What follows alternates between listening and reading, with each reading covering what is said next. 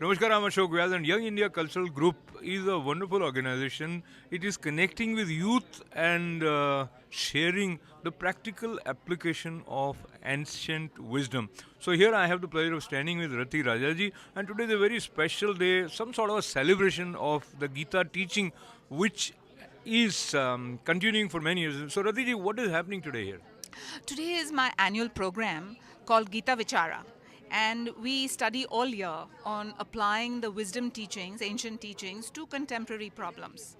And we explore verses, we explore values, concepts, life principles. And today is the annual forum where they present their work over the last year. And this year in particular, we developing something called Make Your Life series. And what does that mean? That means that we are presented with obstacles and opportunities. And can we apply the teachings of the Gita, the values, the verses, the life principles, the meditations, the concepts of Bhagwan in different manifestations? Can we apply some of it to overcoming either the obstacle or striving for the opportunities that present to oneself?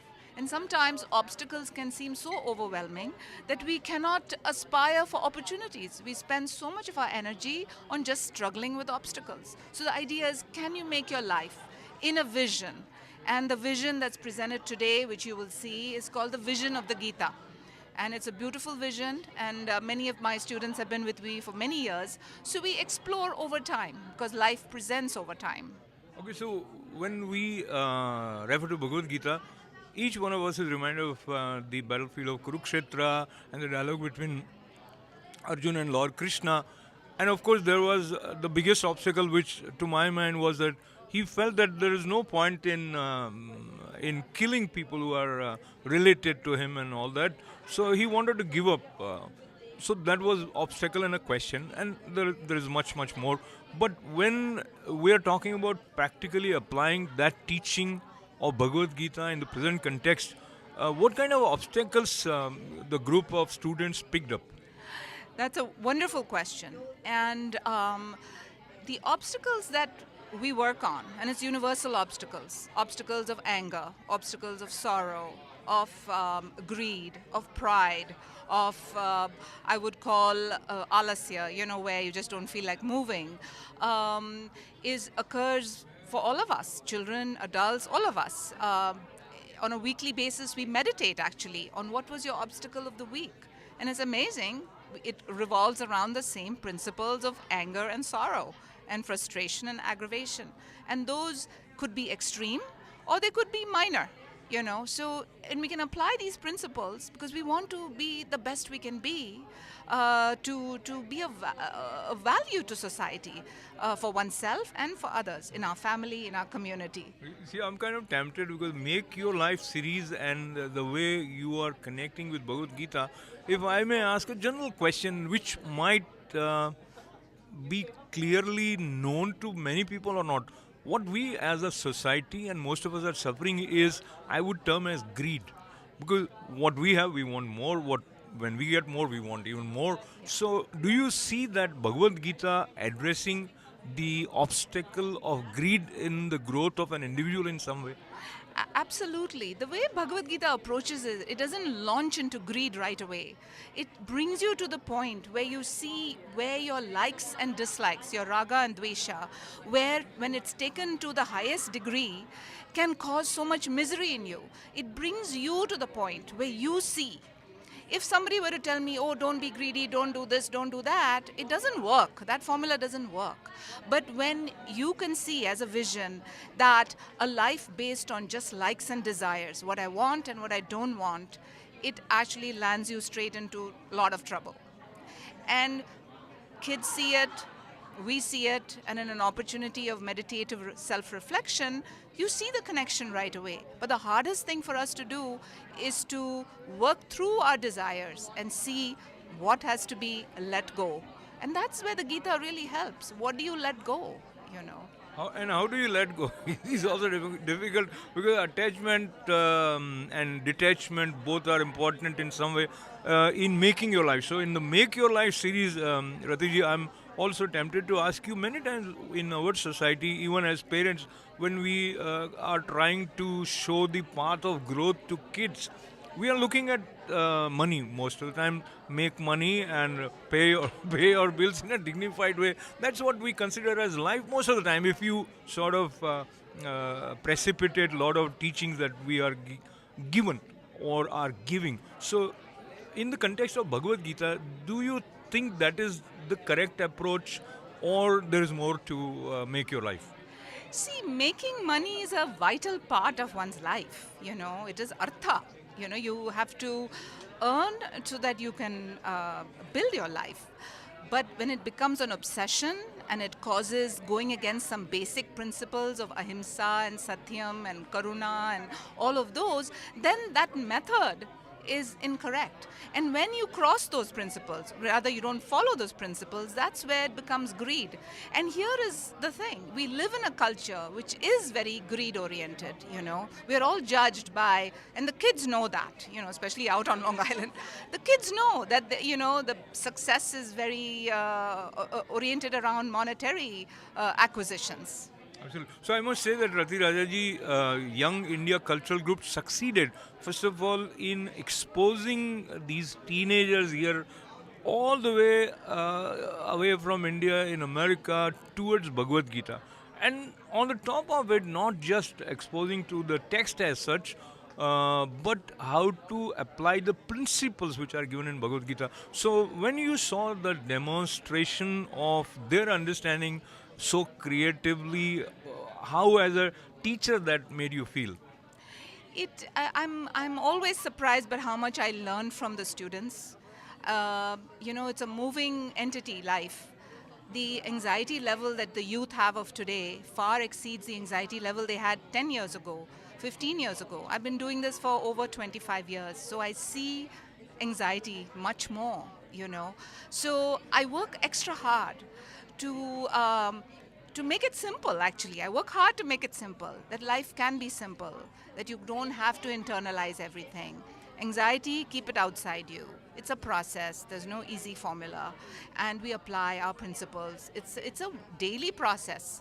It's not something you do once and then say, acha, I've studied. Life pura yahi hai. So congratulations, vision of the Gita, Vibhuti Yoga. And as I conclude this conversation with you, Bhagavad Gita 18 chapters, was there a particular chapter that was focused for today? Well, no. What we did is we have 3 parts. For the last couple of years, I've been exploring 10 key verses of the Bhagavad Gita. And that's called, that's right here, the 10 verses. They cover many chapters. Then in addition, from chapter 13 and chapter 10 and chapter 16, we have the values, which is right behind you. There are 24 values that we explore, common values. Then lastly, behind me on this side, is the chapter of Vibhuti Yoga. And why Vibhuti Yoga? Why chapter 10? It is actually one of the most beautiful chapters of the Gita, because Bhagwan talks about such tangible things. He refers to the beauty of Ganga, he refers to the beauty of Himalaya, of the seasons, of the rishis. And every time there's a glory, he says, you see me in that glory. And by exploring Bhagwan's glories, we are able to transcend ourselves a bit and see beauty everywhere. In everything, we can have the ability to see beauty through that chapter. So with this, a vision accumulates in one's life. It takes time. It doesn't happen overnight. And my hope and prayer is that by studying all of this, my students will acquire a vision of themselves, a vision of Bhagwan, and a vision of the world around them. Because 10 years from now, they'll have new issues. We won't know what they are. But you take universal vision, and you can cope with that and have a great life, making the right decisions. Wonderful to have a great life, make right decisions. And lastly, in the month of June, 25 years is a small time if you are talking about centuries, but it's really a long time if we are talking about a human life. So Silver Jubilee of Young India Cultural Group is being celebrated in the month of June. Talk to me a little bit about that event. We're really acknowledging the work of so many people, over 100 people really, who have strived for this organization, 25 years of giving back in so many aspects of our culture, And that's only the tip of the iceberg. We've been a community for our friends and family. We've seen our kids, we've seen now grandkids coming in. So we want to mark this point. We want to mark this point and celebrate our 25 years. It is a family event. And when, where? It's going to, well, the gala that we're having is at Leonard's in Great Neck on June 9th, you know. And what would be the special feature of this gala in addition to appreciating those who have been a part of this journey? Well, the special feature is we are actually having a presentation that crystallizes 25 years, over a few minutes, really. So that'll be a lot of fun. And we are really there to celebrate each other. It's a family together for 25 years. That means something. So we're going to be with each other and really hug each other and be happy for ourselves. Wonderful. So, if you want to be a part of this happy orbit and make it even more wider, then we will have the details for you. But Rathi, I want to conclude by sharing a couplet that is most dear to me from Bhagavad Gita, and I would request you to do the same. And I know all the 700 verses of Bhagavad Gita are great, but this one I am sharing with you is probably from 9th chapter. Man mana bhava mad bhakto madhyaji mam namaskuru mame vaishyasi yuktatvev matmanam mat parayanah. Wow. I would agree with you. Now you must give the full explanation of that. Okay, so very outline of the meaning of Manmana will be my devotee and bow to me or do namaskara to me. And that way, meditating on me, you will be one with me. Mame Veshisu, Matma Namatpara. And call that take refuge in me or something like that. Your insight. No, but this is actually, Ashokji, my personal view too. We have to just surrender, and be in that vision repeatedly, because in this dunya right now, it's so hard to be in any vision, Kuch bhi ho, so many things happen. So we have to repeatedly be in that vision, and you become one for maybe a short time, but we keep doing it. That's meditation. Keep doing it. Then that's where the journey ends, And that's where we conclude, or rather we end this conversation. Vision of Gita is actually all about realizing your glory, and ample of inspirations and abundance is available for us. And once again, I want to thank Rathi Raja ji and Young India Cultural Group for making our next generation aware of this treasure, which is waiting for us in Srimad Bhagavad Gita. Thank you very much. Pranam. Thank you so much, Ashok. What we have here is a curriculum that was pursued over a few years, Vision of the Gita in 10 verses. And if you look at the cards below that, each verse I took 4 words from those verses, and basically we have 40 words that encapsulate the entire teaching of the Gita, 18 chapters of it. And this provides teaching material in our classes to explore vision of the Gita. They were developed by our Games for Seva group, developing tools that we can use for teaching and activities that are reflective. Now on that far corner is values to live by. If you notice, there is a great artwork, and these are 24 values from multiple chapters of the Gita.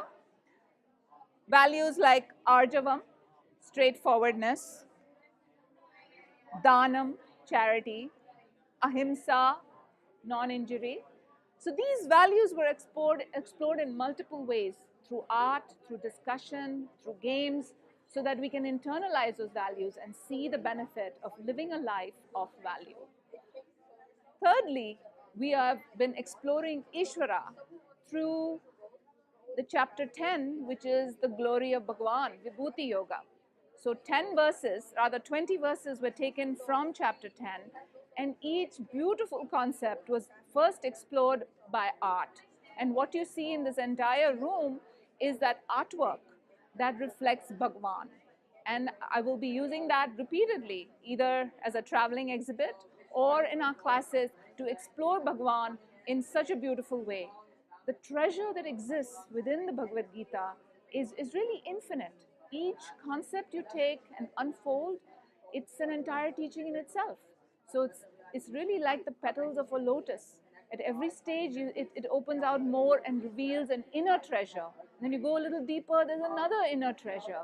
And one can just stay in that vision forever, literally. So my idea is that as a teacher, I explore the vision of the Gita in as many ways I can, through art, through discussions, through teaching, through chanting, through drama, and hopefully a student would go away 10 years from now and not forget that they could dip into the Gita to make their own life. So what we have here today is really a very special exhibit called Vision of the Gita. There are 6 teams presenting six poster boards, where each poster board is part of the Make Your Life series. And the idea is each team is presented one obstacle and in their life, and they have to apply Gita principles, values, and Ishvara in terms of concepts and meditations to transcend that obstacle to achieve their goal in life. And each poster board is quite unique. Now, what you see in front of me, right on my side, is actually the art exhibit, which is entirely from chapter 10 of the Gita. 20 verses have been unfolded by concept and word in terms of what it could possibly mean. For instance, if you look at Bhagwan in chapter 10 talks about what all he represents. And one concept, say, that he represents, he says, I am the master of the sense organs. And here you see an artistic, a representation of a yoga pose, which represents mastery of the body and mind to be able to hold that pose in a certain fashion. So my students actually developed the art, and we have um, professionally designed it so that it can be used to show the glory of chapter 10 of the Gita. There are many such concepts that were explored. One is, I am the Vishnu among the Adityas. Bhagwan is talking about all the things that make up his glory. And the whole idea of working on this art exhibit is for my students to really reflect as to why these traits, concepts are so full of glory. And just to reflect on Bhagwan in this very focused fashion is almost as if Bhagwan designed chapter 10 of the Gita for just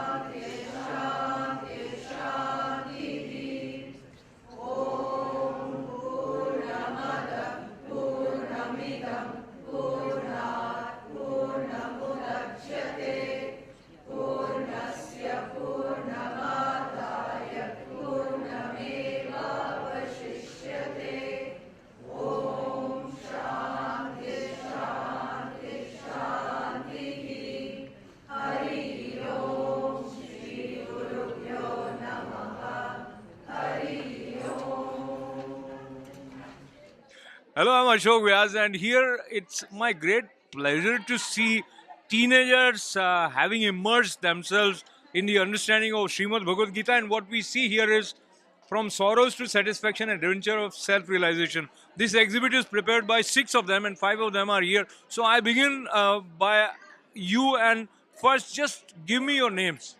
I'm Rina, Harita, Durva, Tarangini, and Preeti. And so we begin with you, Preeti. What was the obstacle that you guys were given or you selected uh, for which you wanted to show this from sorrow to satisfaction? So the obstacle that we decided to do is about Anya, an 11th grader who moves in the middle of her 11th grade year, which is a really critical point in high school. So back in Boise, Idaho, where she's from, she's like an all-star student. She has a 4.0 GPA. She's won many awards at competitions, and she's involved in a lot of extracurriculars. But when she moves from Boise to LA, California, she's lost because she doesn't really know what to do. And our poster is about how she learns to adapt to her life in LA. Wonderful. So, how she learns to adapt to her life in LA. So, there is a complete story here. And if I may ask you to come here a little bit nearby and sort of hold this and explain the board to us. Okay. So here we start out with desire. She's an 11th grade student, so she has a lot of desires for school, like having her perfect GPA and maintaining everything that she's good at. But once she moves from Boise, Idaho to LA, California, she has sorrow because she had to change her whole life, and she's like she's scared that she won't succeed as well as she thought she would. But then, through love and support from her family and new friends, she becomes satisfied with herself because she realizes she cannot change everything that has happened, and she just realizes that she should adapt and become the best she can, even though she had all those obstacles. And that makes her wise because she doesn't let her obstacles make the best of her, and she just makes the best of her situation. Wonderful. Making the best of the situation is the key. Share with me when you work together as a team, and each one of you probably came up with different ideas. Did you guys fight? No, I think we worked very well together, and we were able to work together and take everyone's ideas into contribution, and we were able to incorporate everyone's ideas into every part of the story. And where do you feel you really were very happy that this idea came and which would help Ananya from Bhagavad Gita? Can you please repeat the question? Oh, what was the name of the character here? Oh, her name was Anya. Anya, okay. Yeah. So, how Bhagavad Gita helped Anya? Well, we used the verse where she was able to learn self-realization, and she was able to become satisfied with what was going on in her life through learning wisdom. So by learning the wisdom and becoming being happy with herself, she's able to work through her obstacles and not let her environment take control of herself, and able to do what she can in life to make the best of things. I'm delighted to hear that. Thank you. So let me share my joy when she mentioned about how she reached towards self-realization. Come on, I mean, who talks about self-realization at this age? Well, her parents are a main part of it. Everybody knows that their parents are like the main key behind their success. So her parents gave her extra care and realized that their child's a little different from how they were. So they're able to give her the care and affection she needed to realize that, oh, I can't do anything to change it, but I can become a better person because of this change. And she changed her outcome into a better thing to help her in life also. And where was the role of Bhagavad Gita in all this? Well, through all of this, she was able to realize that God is helping her every day, and that the Bhagavad Gita has many different life lessons that everyone should take into account, that maybe we don't have to go through these experiences to realize, because learning through experience is not the only way to learn. You can also learn through texts like the Bhagavad Gita. Your name again? Durva. Durva, you know the meaning of Durva? It's like the stuff the type of grass you put near Gampati. That's absolutely correct. So here is Durva, and she has also been a part of this wonderful project. How was it when you guys were discussing what story to take? So at first we didn't exactly know what to do, but then we realized that if we wanted to connect everything, we should come up with a story that everyone can relate to, like all teenagers can relate to. So in this case, the cause for Anya's dissatisfaction was what? She had to move from Idaho to California, which is extremely difficult for her because she had to leave all her family and her friends behind, and she had to start a new life. So what would you say Bhagavad Gita teaches us to absorb changes or uncertainty, or what is the key message from Bhagavad Gita for you? I think it's to accept yourself and learn to adapt to your environment and live with yourself and learn that no matter what, you have the support of God and your family and your friends. Thank you. The kids were given an obstacle. They had, of course, some amount of choice, but they were also given a set of values to choose from, principles of Ishvara, principles of meditation to choose from, and what was the other thing? The meditations we talked about, and then the Bhagavad Gita verses. So the idea is, can you make your life? Can you make your life applying all of this to overcome either an obstacle, and in this case it was obstacle, or to aspire for something? So thank you. Our project dealt with Ria's. Yeah. So our project dealt with Ria's dilemma, which was debating like her conflict between becoming a photographer while her parents wanted her to become a doctor. So I think it's applicable to us really in real life because it's not even just doctor versus photographer, or it's between kind of communicating with your parents and communicating with your peers and kind of making sure that you have your options open, having an open mind and following the path that you want to follow while keeping other people's perspective into mind. And applying things such as values, Bhagavad Gita principles, and meditation can really help to succeed that. So.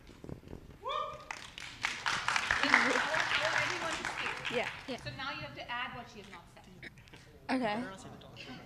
I'm not. It's okay, you can repeat it. Okay. So I agree with what Sanjana said, but also we used many aspects from class. So we used, like, as Sanjana already mentioned, meditation was one of our big things. So we said with meditation, Ria can look at all her different options, like what her parents said, being a doctor. And this, I don't know what else to say. This is really applicable for us as well. And it's just basically to keep an open mind. I feel like this project was really important because, like Sanjana and Dia said, this project does apply to us.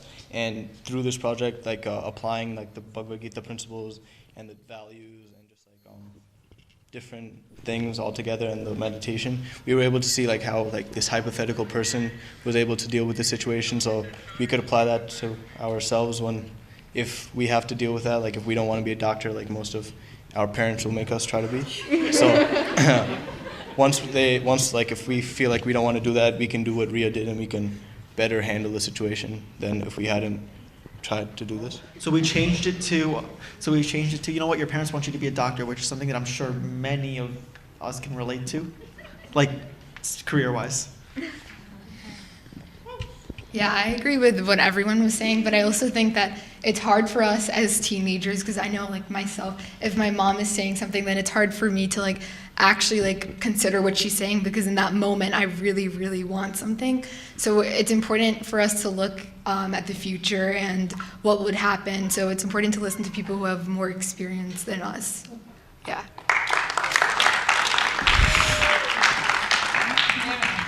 Namaskar, I'm Ashok Vyas and I'm so delighted to be a part of this exhibit where we are here in this group referring to Ria's dilemma. And what is happening is Vision of Gita and all these students of Bhagavad Gita here at Young Indian Cultural Group, they were given a task to find application of Bhagavad Gita, take some obstacle and then come up with a solution. So let me first of all thank this group for having thought about Ria's dilemma. So who is Ria here? So Ria is a 17-year-old who... Okay, so you want to explain. Yeah, thank you. So Ria is a 17-year-old girl who's about to go to college. She's always had a passion for photography, and she would like to pursue that as a major in college. However, her parents are very strict about her being a doctor. So Ria has to make a decision about what she wants to do in college and what she wants to major. And she needs to discover and she needs to realize what she wants. And we're going to explain how she can cope with this situation. So now, what is your name? Anushka. Anushka, so we go one by one, and if I start with you, do you smile quite often or less? A little bit less. Okay. What's your name? Yash. Okay, yes. When she mentioned about Ria's dilemma, then you guys were thinking about the solution. Who came up with the solution first? Well, I mean, we all had different aspects of the solution, right? So we thought of like different ways she could deal with the problem. So okay, so like each one of us just thought about different perspectives, different parts of it. So like I thought about like how she could interact with her parents. They thought about how she could like break it to her parents what she could do beforehand, and just like things like that. Let's say if there was a real Ria somewhere, will she be happy reading this? Possibly. Hey, what's your name? Arya. Arya, tell me about the verse which you guys probably referred more to offer solution to Ria from Bhagavad Gita. So actually, they're on the front of our board here. We drew 4 specific principles. Actually, if Yash can speak on them, because he's the one who interacted the most with these. Okay. So we use Asosyon, Pandita, Anushkanti, and Prajana Vandan, which are 4 different principles that all apply to this. So the first one, you want me to explain? So the first one is not worthy of grief. So, not worthy of grief. The one discerning wisdom. Right? So Ria doesn't want her parents to feel grief over her choice because they might feel like they didn't do a right job as parents because she didn't want to be what they wanted her to be. So she wants to tell them, and she wants to make sure that they know that this was her choice. They didn't like do something bad. That's why she chose to be a photographer. The second one is the wise. So what Ria's gonna do is tell her parents early on, because if she tells them later on, it's gonna be a lot worse. It could be a bigger calamity that could occur. So if she tells them now, they'll have time to accept and change and even support Ria's choice. The third one is lament, which just means accepting change. Because Ria's young, her career path is always gonna, change a little bit and tweak a little bit. But because her parents are like older and their experience, their like plan for Ria is not gonna change as much. So they're gonna want her to be a doctor, and that's not gonna change much. But her career path might change. It might be a photographer today. It might be something else tomorrow. The fourth one is words of wisdom, and that applies to the parents a little bit more, because the parents, they might have been in this situation when they were younger, so they might, because they might have suffered and then they chose to be a doctor, so they might be telling Ria, don't go through that suffering, just go straight to being a doctor, you'll be happy, you'll be successful. So they might be just trying to help Ria in their own way. I'm kind of not just surprised but overwhelmed how much thinking has gone into this Ria's dilemma, if I call it a story, and finding the solution of that problem. Anything you want to add more to what he said? I'll come to you. So on top of the Bhagavad Gita's principles, we also looked at the practice of meditation and how the practice of meditation could be applied to solving this dilemma. So while looking at meditation, we focus at 2 specific aspects of it. One is focusing on a specific crisis, and the other one would be to look at your humility in life. By meditating and focusing on the specific dilemma here, the crisis, that's the rift between her parents, the conflict, their ideological differences, she could forget everything else and just focus on what's important, whether or not being a doctor is right for her, whether or not being a photographer is right for her. And at the same time, she could meditate on, her own humility. Will she be happy? Will she find satisfaction in life as a photographer? Or or do her parents just have the best out in her mind when they say that she should become a doctor? And by using meditation, she could really help herself in solving this problem. Wonderful. By meditation, and as I meditate, I want you to also share your take, and then finally we'll come to her. When I come to you, I want you to mention name of everyone. You remember their names? Yeah. Okay, start. Okay, so that's Yash, that's Anushka, Arya, Dia, and I'm Sanjana. So one of the other things that Ria can use is values such as yasha, which is fame, and her parents want her to achieve the recognition and fame through becoming a doctor, but she wants to achieve the recognition and fame by becoming a photographer. If someone is really passionate about something, they have the incentive and they have the drive to go towards and be successful in what they really want to. Suppose she becomes a doctor. She doesn't have that same passion. She doesn't have that same drive. So she might actually achieve a lower level of success and recognition than she might by becoming a photographer. Another value that she might use is samatha, which is equanimity. She wants to achieve peace for herself, and by achieving peace for herself, she's following the true path in life, which is what she wants to do. And what she wants to do is become a photographer, not a doctor. She wants to listen to herself and what her thoughts and what her feelings are telling her, and that's becoming a photographer. Wonderful. So I think this is also an exercise which helps them as well as us to see the same situation from different point of view. So here Ria's dilemma, what is she thinking, what her parents are thinking, and the values which are enshrined in Srimad Bhagavad Gita. So being a part of this whole exercise, what did it teach you individually? Is there something where you felt that, oh, Bhagavad Gita is addressing that particular problem of mine? So yeah, this taught me to work in a group, and I also learned that to be open-minded, to listen to your parents, because for this situation, Ria's parents have a lot more experience than she does. They're so much older than her, and they work, and they're just trying to do the best for her. So they're asking her to be a doctor so that she can be able to she can support her family and she can have a sufficient life. Instead of maybe being a photographer, she might not make enough money and she might, fall, and then she'll. So eventually in this story, Ria agrees to her parents, or what happens? So that's really up to Ria. We're not Ria, so we can't decide for her. I appreciate that. I appreciate that. So I think that's a great answer, and that's what in Srimad Bhagavad Gita, Lord Krishna also exposes Arjuna to everything, and then he says, now whatever you deem fit, follow that. Yeah. So there is a sense of openness in Srimad Bhagavad Gita, and that tradition of Hindu religion where you are encouraged to ask questions and seek answers from a place which is grand and glorious, and the root of that place are available for us even today, and they are relevant in Srimad Bhagavad Gita. And Vision of Gita, Vision of Life? Yeah. No, What was this whole series? So we were looking at Bhagavad Gita cards, and Rathi Auntie gave us these obstacles, and she was like, here, make a story, have a dilemma, and have a solution to the dilemma. So we took meditation as this is an aspect of the Bhagavad Gita and different principles that we've learned through this class, so we used those to make this dilemma for Ria. Wonderful. So I congratulate all of them, and I want those who are not holding it to clap for them as well as for other groups here. And I thank Rathi Raja ji and all the members of Young India Cultural Group, as well as once again to all these five. So the question that was given to us was, what does giving back mean to me? So if you asked me this question a while ago, I would have probably said, first thing that comes to my mind is volunteering, taking out our time to help others. And while this is true, through my experience at YICG, I was able to learn that something even more special and amazing. So, as some of you know, besides Vedic, I have been part of the Kathak family here at YICG.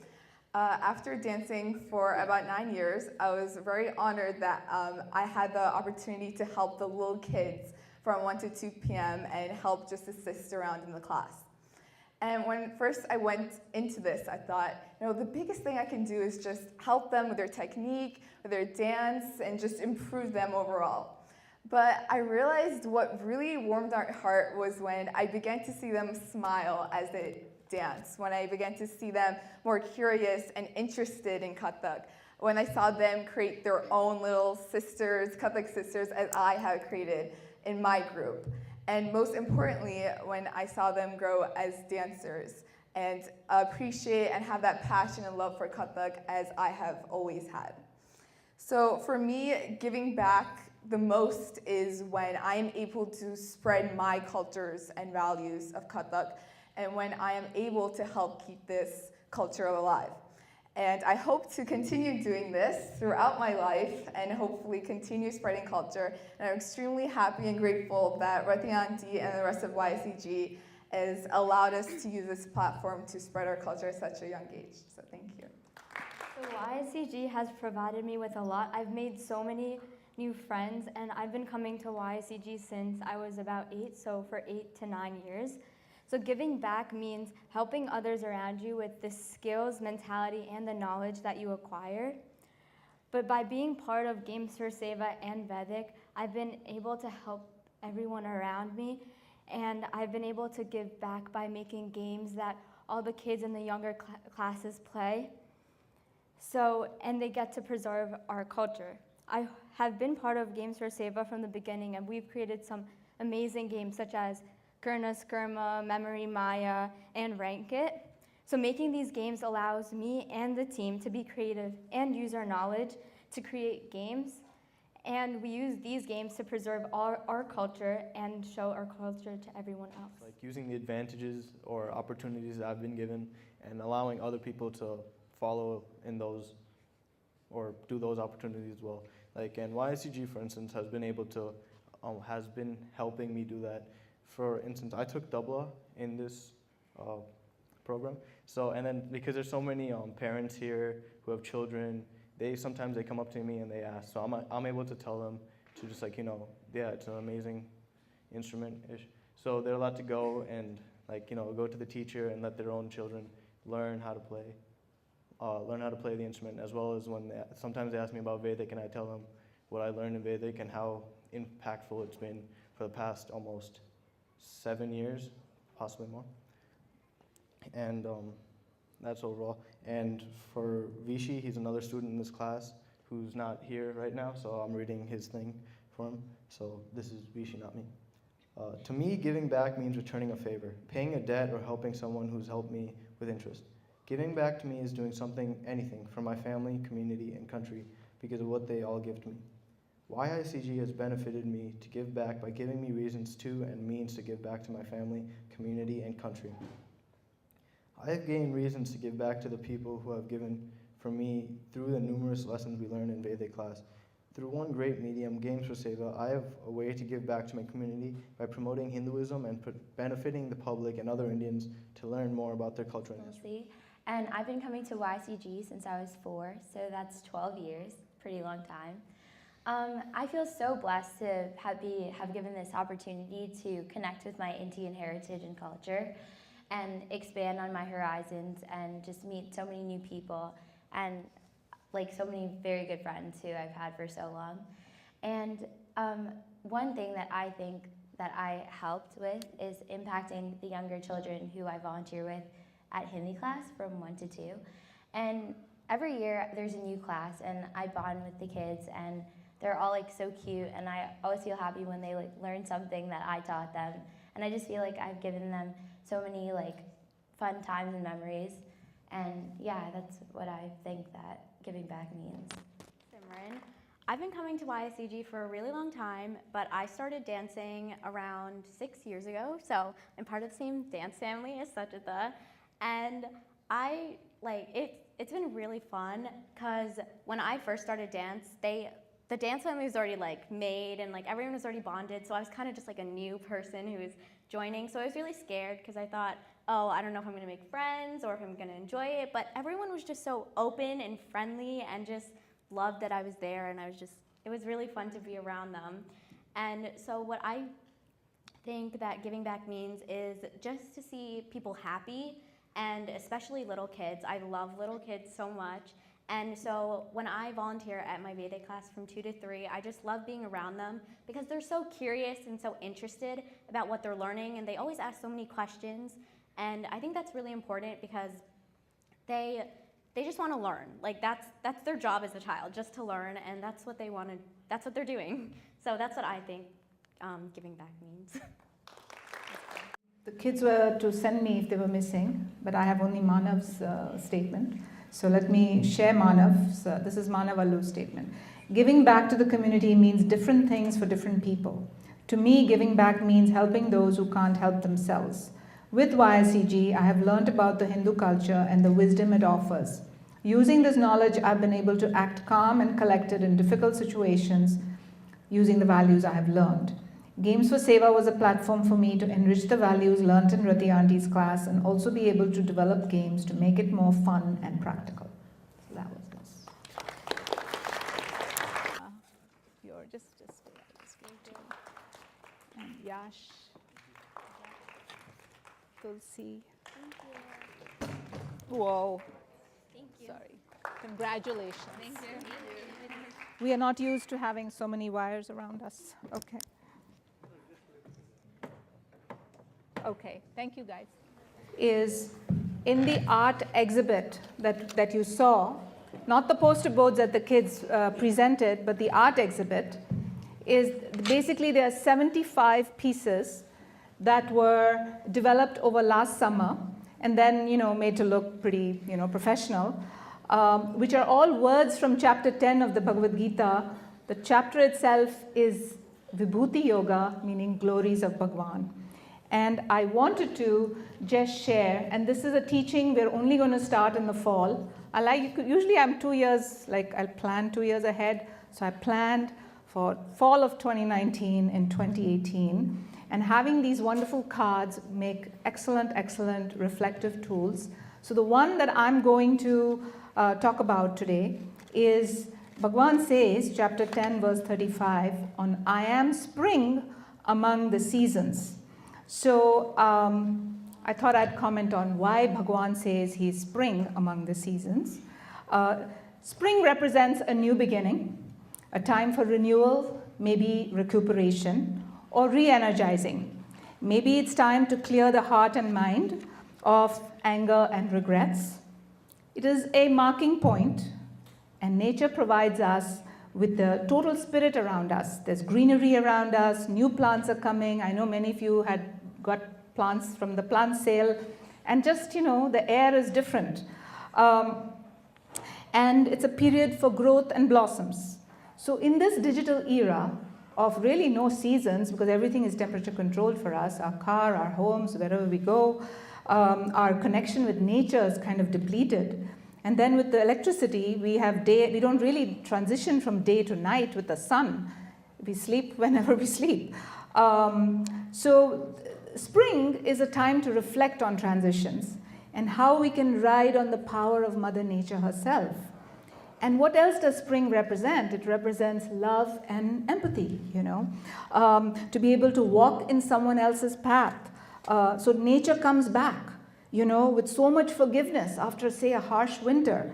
And with so much forgiveness and love, nature comes back. She moves on with whatever is handed her, no looking back. Just as nature knows that a plant is not a solitary creature, fending for itself, but instead dependent on the entire universe to survive, we too need each other. And spring is a time to refocus on that principle of how we need each other. Did you know that in a forest, when a tree is dying, the other trees protect each other? Did you guys know that in science? No, the whole ecosystem. But it's true. So what happens is when a tree is dying, the other trees know this through this communication system that goes through this fungus that is all over the soil. And it's, certain chemicals are sent like a SOS. Then the other trees cut down what they're consuming so that the tree that is suffering gets more nutrition so it can survive better. This is science. Think about it, that there is this empathetic system in place to see what is going on. So my little topic for the spring that's around us, can we see who around us, needs something that we have in abundance? Instead of hiding in our small cohorts, all of us, and do we blind ourselves to our own power to make a difference? Sometimes it's easy to think of people far away who are less fortunate, but what about something that's really close by? I came across a fantastic quote by John Steinbeck. It was, I don't know the context, but it was just beautiful. He says, it means very little to know that 1 million Chinese are starving unless you know one Chinese who is starving. Isn't that? For those of us who grew up in India, I remember seeing poverty every day, right? We all did. We may have blinded ourselves. So we have to remind ourselves. So spring is a time to bring our awareness to focus on the light. A blade of grass knows automatically that it has to grow towards the sun. I looked at my driveway the other day. We have pavers, If anyone who's put pavers, after a few years, the grass struggles to come between the two pavers, And we want to just kill it, of course. But that's not, my pavers have plenty of grass all over them now. But the principle is the grass is not giving up. It finds any nook and cranny to break through to go towards the sun. So in that spirit, I want all of us, and I definitely want to do it this summer, from the spring to summer, to rededicate myself, to remind myself that this human birth is very precious and that every moment counts, to move and grow to the light, to keep life simple, forgive dramas, so that we can use our precious neurons for purposes of joy and sunshine. Now the vision of the Gita was unveiled to me, continues to be unveiled to me through my teacher, Pujya Swami Dayananda Saraswati. And for that there can be no special words, just a life lived in that vision in the spirit of gratitude. And somehow today was a great reality that happened with the Vision of the Gita exhibit. It has probably been 4 years in the works. The material that you saw today has been in development for 4 full years. So things happen for all of us. You know.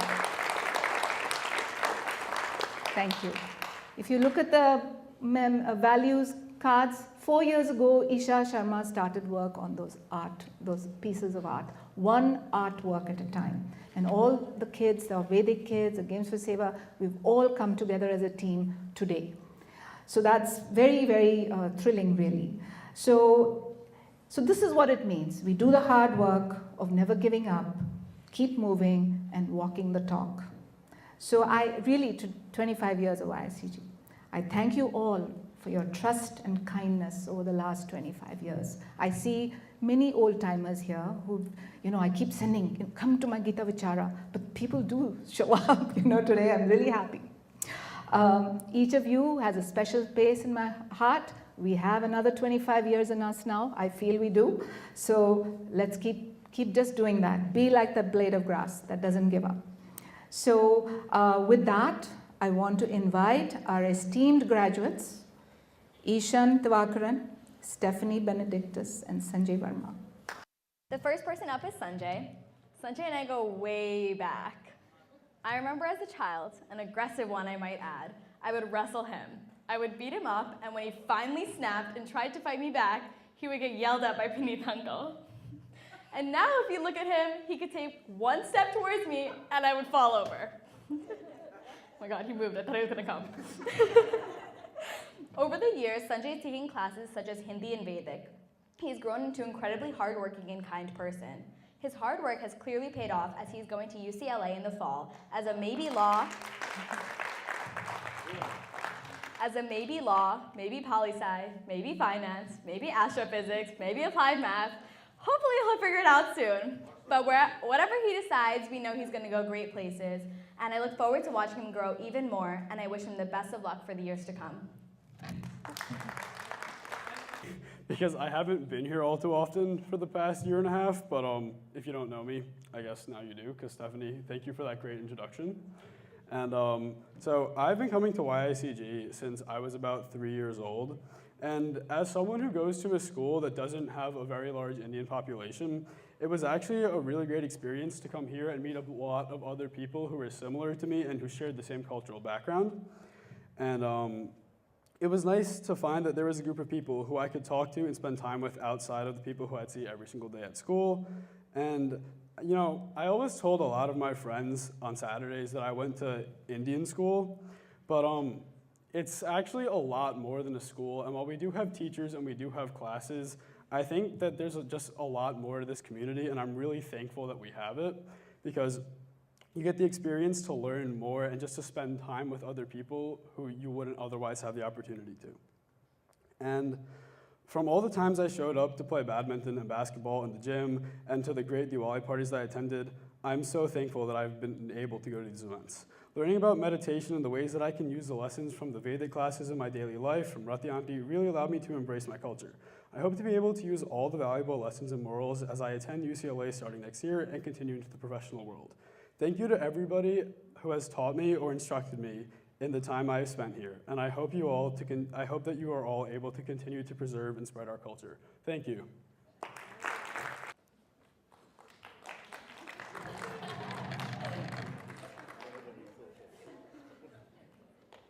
So, I'm here to introduce Stephanie. Take a guess of which three of us she is.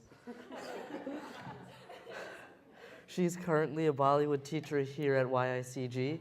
Over the course of the many years, she has taken a variety of different classes. She tried out Vedic, then tried out Shloka, and naturally she tried out Bollywood classes.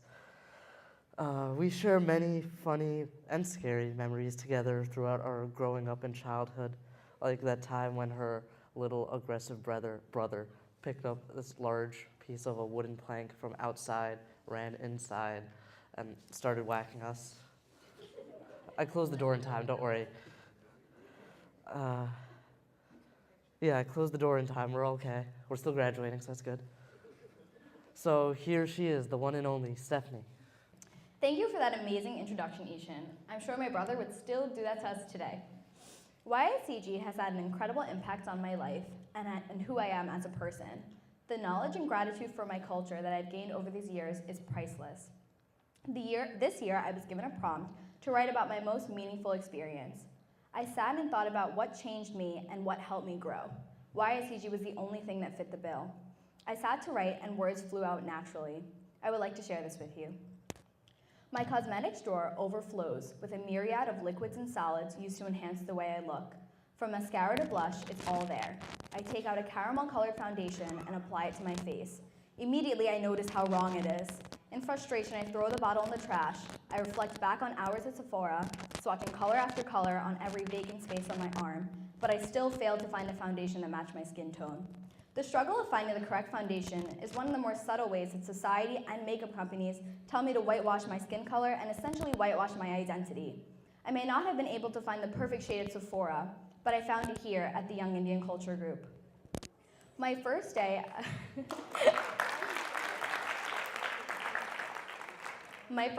I was shocked by the sheer number of Indians in one place. For once in my life, I felt I belonged, but the moment I stepped out of those doors, I hid my culture yet again. Every Saturday morning, I entered the world of the Mahabharata and the Ramayana. I listened to lively debates about Indian politics given in various languages, all from one country. I peeked through a small window into a classroom where girls stood, eyes bright and hands up. The girls executed spirited movements coupled with songs of different languages, and I knew I had to be part of this magic. I had found Bollywood dancing. While waving my arms to a beat, I saw the vast differences and similarities between Indians from different cities. Moving from position to position, I understood what it means to be Indian. And spinning into a spot, I became confident in my own skin. Bollywood dancing had opened doors that I had worked hard on closing. Why don't you help teach? I had never considered being on the other side of Bollywood classes. Although I was hesitant, I responded, of course, I would love to.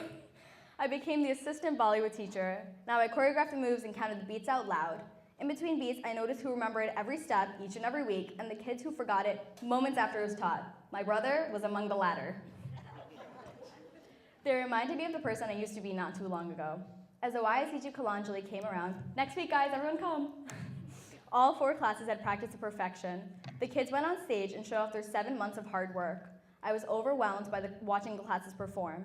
The amazing progress I witnessed from September to May brought me so much joy. At that moment, I understood Bollywood was never just a dance class to me, and YICG was never just an organization. Over the last years, YICG lit the spark to a period in my life when I no longer shied away from the question, what race are you? Although I taught Bollywood classes, Bollywood taught me how to be proud of my culture, my heritage, and finally, my skin color. So maybe I didn't find the perfect shade at Sephora, but I found a place where I celebrate my dark skin as part of the unique me. When I came into YICG, I had only one mom and one dad. Leaving here today, I have tons of moms and tons of dads. I feel loved here. There's not one Saturday where I come in and someone doesn't smile at me. My closest friends were created here and built into a family. The only thing I can say is thank you. Thank you to Rathi Auntie and Raji Auntie.